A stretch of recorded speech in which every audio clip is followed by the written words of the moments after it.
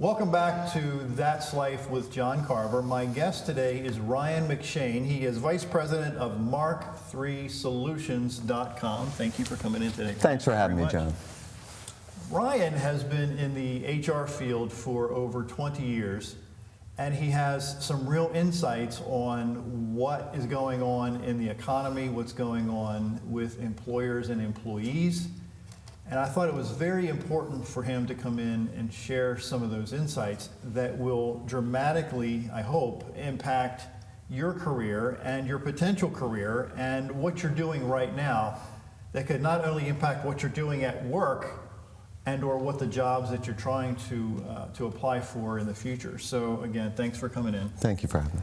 If you could kind of start off with the foundation of demographically what's going on in the working world these days. Yeah, you know, there's a lot of power in numbers, John, and we saw that influence with the baby boomer generation. There are 78 million baby boomers out there, and they're getting ready to retire now. And that process has been delayed significantly due to the economic downturn that we've recently experienced, but that will only delay it for a certain period of time. The boomers will retire. And what the reality is with 78 million baby boomers retiring, there's not enough in the next generation, Generation X, that follows behind boomers to fill all those vacated positions because there's only 60 million in the Generation X.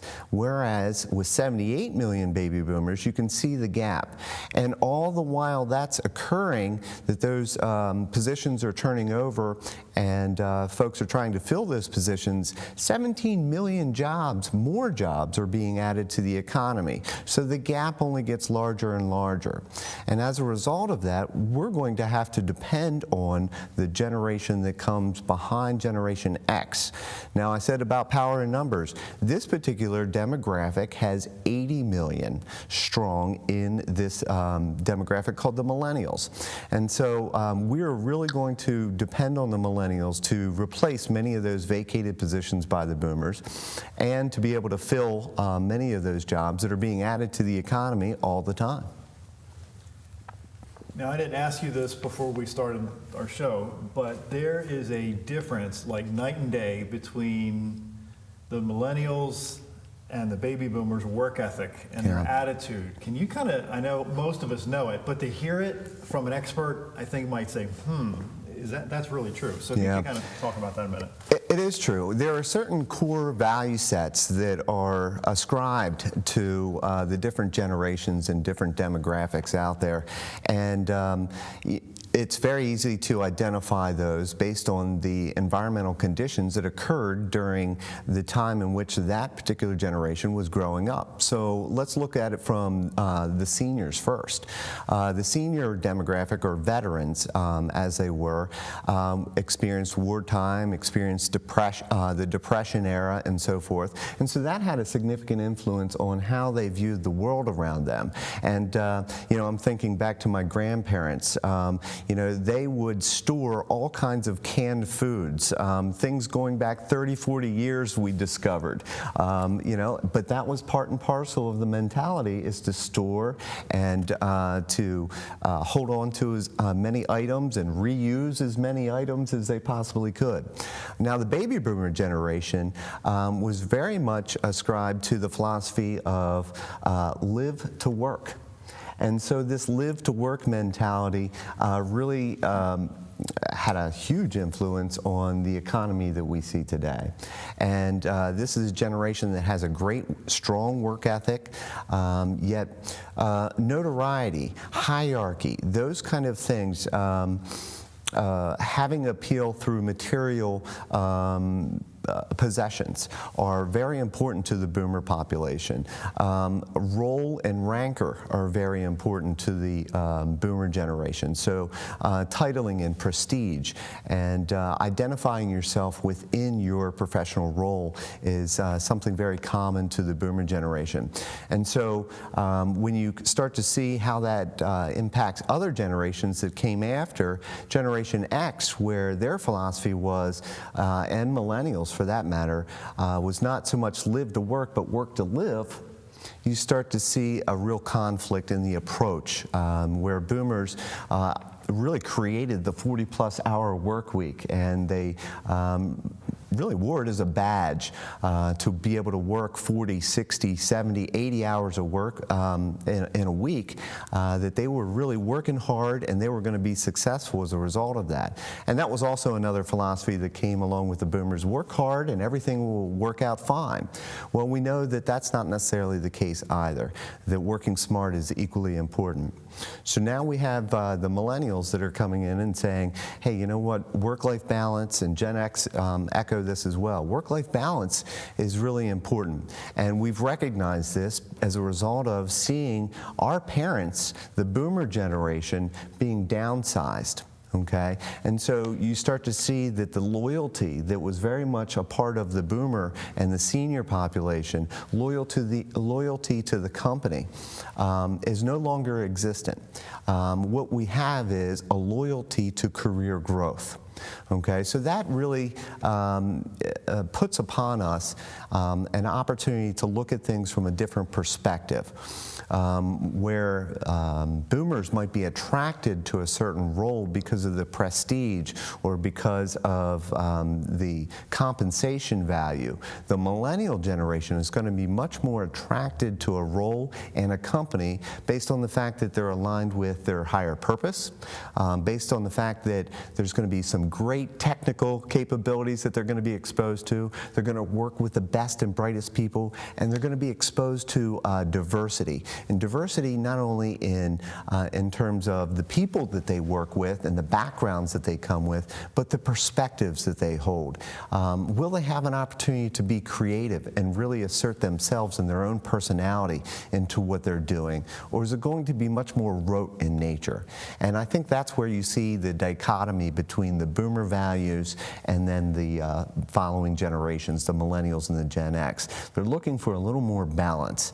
And it's been, in my observation as a human resources professional, that it's that kind of balance that really maintains the health of your employees as well. You know, you think about it from a logical standpoint. If your employees are working 40, 60, 70, 80 hours a work week, how much are they taking care of themselves, their health, their family, their social life? And we know the old adage, all work and no play makes Jack a dull boy. Well, that's certainly true. And the millennials and the Gen X have picked up on this. And it's funny because the boomers will be quick to tell you, oh, it's because they're lazy. It's because they don't want to work hard. Well, I can tell you that it's not that they don't want to work hard. They want to work smart. And the Generation X and millennials, they'll say, hey, you know what? I can do that job. And guess what? I'll do it at 3 a.m. on my time and probably have it done faster than you ever expected. Okay, I don't need to sit at that desk to show you that I'm working. And oftentimes that's lost on the boomer generation, where they want to see that you're sitting at that desk, you're working hard, and it's not necessary due to technology and due to a shift in perspective and how we approach work. So that kind of leads me to a question that I've seen in my career, that there are managers who don't know how to lead. There's a difference between people who manage and there's a difference between people who lead. And when you have a staff or a company or a group of a variety of types of employees at different ages, whether they're baby boomers and they come through that era, or my age, or 18, 19, 20-year-olds, isn't it imperative for the manager or leader to understand what ticks the boxes of every type of employee in their group? Because it's tempting as a leader or a manager to put everybody in the same bucket and deal with everybody in that same container the same way, and that's going to create disaster. It's going to create a lot of tension. Can you share a bit how managers and leaders might need to look at their job, their titles, and what they do differently? Yeah, that's a great point. And let's just focus on the terms that you use for a moment, managers and leaders, because there's a big difference between being a manager and being a leader. And the management function is really a control mechanism. We need to control various aspects. We need to control resources, we need to control time, we need to control compensation. So there's a number of things that has to be done in that control mentality of management. However, that all too often has been translated into what is leadership. And so leadership has a very different connotation than management. Whereas management is the control mechanism, leadership is the enabling mechanism. It is the support mechanism that brings out the best of that individual. And so I kind of think about it like a basketball team. You know, on a basketball team, you wouldn't want your tall center, the guy that gets all the rebounds, bringing the ball up the court, because you want that individual under the basket, right? And traditionally, those real tall people may not have the skill set of being able to dribble around all the other folks and so forth, so we need the diversity. Just like as you need on a basketball team a few tall guys that can rebound, you also need a few fast guys that can make the shots and dribble the ball. Well, you have to recognize where people are to bring out the best in those people. So if a coach was to treat all those team members exactly alike, then you would diminish the strengths and the capabilities of each of those individuals. Imagine taking that small, fast guy that can dribble the ball very well and shoot very well and put them underneath the basket. Well, they're not going to get very many rebounds, are they? And the same is true in the inverse. If you have the tall individual bringing the ball up the court that may not be really good at dribbling, but may be exposed to that kind of pressure of having to uphold that kind of role just because manager says, I'm going to treat everybody the same, thinking that's equitable. Well, what's happening is we're diminishing their capabilities. And as a result of diminishing the individual's capabilities by treating everyone the same, they're no longer engaged, they're no longer motivated, and they don't have a good sense of their own capabilities and accomplishments as a result of that. So it's really important as a leader to recognize where people are and how to bring the best out in them. And that really comes down to relationships. So as a leader, you really need to understand your people. What motivates them? What drives them? What is of most interest to them? How can you craft the work around their particular strengths? You know, a lot of leadership studies and examples out there demonstrate that it's not by addressing the weaknesses that we truly ascend and evolve, it's by addressing our strengths and enabling those capabilities. You know, we all have strengths, we all have weaknesses, and there's only so much you can do to bring those weaknesses up. However, our unique strengths are just that. They're unique to us, and we've been given these opportunities to share those strengths. It's incumbent upon us to leverage those so that they can be of greatest service to those around us in the particular roles that we serve. So management and leadership really has, I can't even express the monumental impact that they have on employees in terms of engaging them and enabling them, or controlling them and diminishing them, is entirely in terms of the approach. Now, most employees, I would guess, don't have managers or leaders who recognize your strengths. I would, if I was a gambler, I would gamble everything I have, and I'll bet that your manager or leader, most of you out there, don't have that kind of person who's above you. Would you suggest, or would it be smart at some point to maybe identify for your manager or leader those strengths, not as a way to tell your boss how to do his job or her job, but maybe to maybe encourage the boss to create an opportunity or an atmosphere for you to shine better, that is to do your job better, that will generate the results better for the employer. Do you think that has happened? Do you think it's a good idea? How should they word it? I know we didn't talk about this before the show. Well, no, that's a great question, and I think it's the most progressive companies that are doing that. They recognize the need and the impact of doing so. You know, we're such a relational species that it's so important to have these kind of connections and identify ways in which teams can work together. You know, we've all heard the term synergy, and synergy occurs when you put a couple people together and they're able to achieve results well beyond the capabilities of just two individuals. There's something magical that happens that exponentially the results are magnified, and that's just a powerful, powerful thing that happens through the relationship of people. And so it's really important for the leaders and the managers to understand if there are capabilities in this particular individual that aren't in this individual, then how do we recognize that? How do we leverage that to be able to translate that to additional services to those that we serve, or for the bottom line of the organization, for that matter? Now let's switch gears slightly. In my line of work, I interview people, I try to hire people quite often, and I look at people's work histories and their resumes and a whole bunch of stuff by the hundreds a week. I go through this stuff. And there is a certain skill set, I know, when you want to make your resume pop to a potential employer. And then there's resumes out there. I'm embarrassed to even go into detail about it, but some of them, they use the fonts aren't the same. You know, they've cut and pasted from other people's stuff and inserted it in there and didn't take the time to make sure everything's the same size, the same font type. If you were to describe the ideal modern resume and what characteristics that need to have, I know you're an expert in this arena for sure.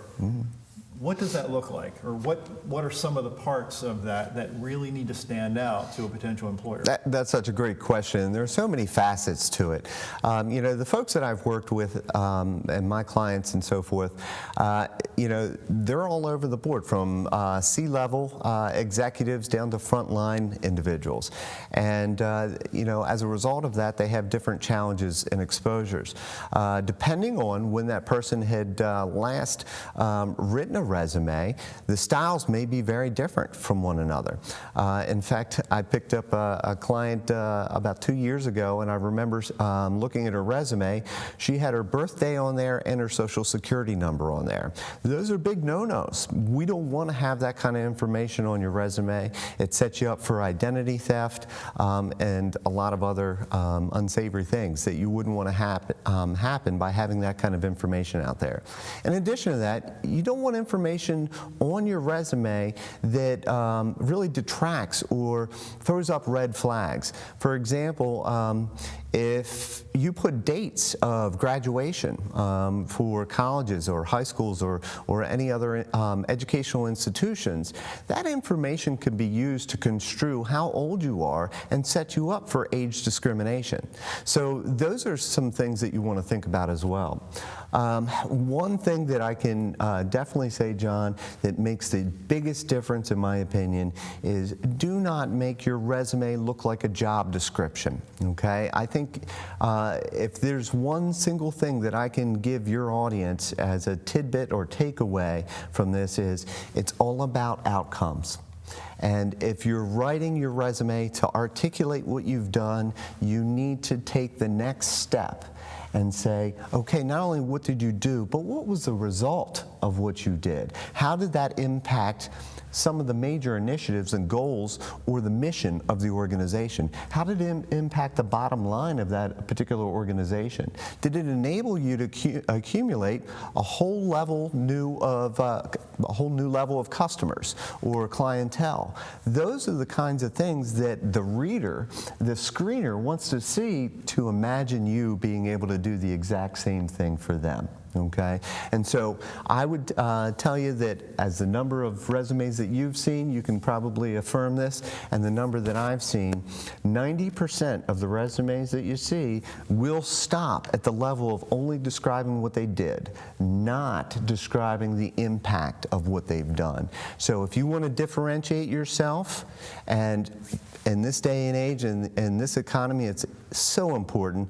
For every one vacancy, you're having about 75 people apply for that one job. So differentiation is really key. So if you want to differentiate yourself, go to the next step and ask the so what question. I've done this, now so what impact did that have on the company? What impact did that have on our clientele? So once they master that part, and they take another step, and that is to master LinkedIn, and that is a huge tool these days. That's only been around for, I'm guessing, a few years, but there's some information in there that could leverage your ability to find the right job. Can you talk about that for a few minutes? Yeah, no question about it. LinkedIn's really expanded their job search capabilities, and if you don't already have a profile on LinkedIn, you're doing yourself a disservice, because one of the first things that is done in the corporate world is after reviewing someone's resume, they want to go find out where they can find more information about that individual. Look a little bit deeper. And so your LinkedIn profile provides some adjunct information that you can use to further impress your employer as a good fit for whatever position you're applying for. In addition to that, LinkedIn has job search capabilities. And it's like most search engines, these are word predicated, okay? Search word predicated. So while you're on the LinkedIn module, if you will, and populating your profile and searching for jobs, there's also tons of recruiters that are on LinkedIn and looking for your type of profile to fill vacated jobs that they're trying to complete. And so you need to, or want to very much so, have words that express that are commonly used in your particular industry. Okay, so you know, if you're an accounts payable clerk, you certainly want to have certain words describing the type of work that you do that are common to the industry, that can be picked up by recruiters who are searching for that skill set.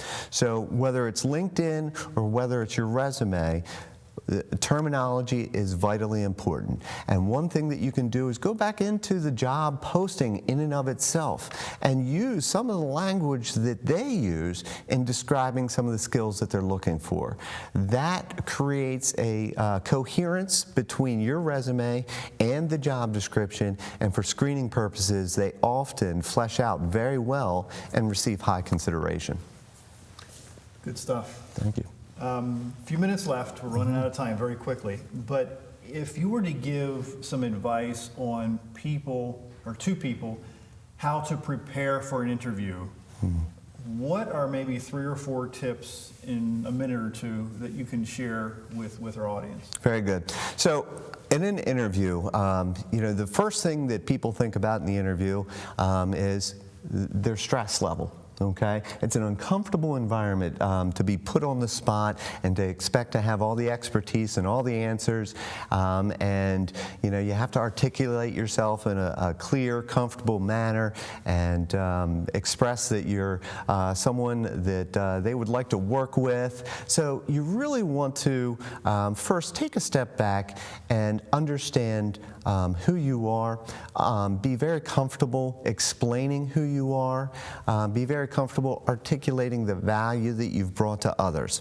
The first thing I suggest to my clients in terms of an interview is going and researching the company. Go on their website. Check out this particular organization. What kind of pictures do they have on their website depicting that organization? Do they seem diverse in nature? Do they seem like a conservative organization? A lot can be gleaned from looking at the website. You can also look at the benefits. You can look at how they treat their employees, how they recognize their employees. There's even a website called Glassdoor.com where you can go and check out how employees have rated different companies and the companies that they've worked for. So I think it's really good to prepare yourself and knowing as much as you can about the company for which you're interviewing. Second to that, I would take out the job posting and circle or highlight all the major duties that are described within that job posting, okay? And so taking each one of those major duties, you highlight it, and then you go back and think about, within my experience, how have I expressed my capability to perform this major duty? And you may want to think of 2 or 3 different examples of how you've performed that major duty in your past. And remember, it's not just what you've done, but the impact as well. So you want to think about it in terms of a story. If there's any golfers out there, you always want to shoot for par. Well, PAR in this case is the explanation or the acronym used for the explanation of what you do in interviews. You want to describe the problem, you want to describe the action that you've taken, and then you want to talk about the results that it had. So you take every one of those major duties, you identify, based on your past experience, how you've dealt with it, what action you've taken, and the results. And that provides you a clear, concise way to confidently explain your background and your experience that's commensurate with the job for which you're applying. That's some stuff you can use like right now, right today, and work on the resume and get it really popping. Ryan, thank you for being on the show today. It's been my pleasure. It. Again, Ryan is Vice President of Mark3Solutions.com. Let me just make sure you have the spelling correct. It's M-A-R-C, the number 3, solutions.com. His email address is ryanm, as in Michael, at mark, M-A-R-C, the number 3, solutions.com. Again, ryanm at mark3solutions.com. Again, Ryan, thank you again. It's been my pleasure. I appreciate the time. Thank you, John. Guys, thanks for watching, and we'll see you next time on That's Life with John Carver.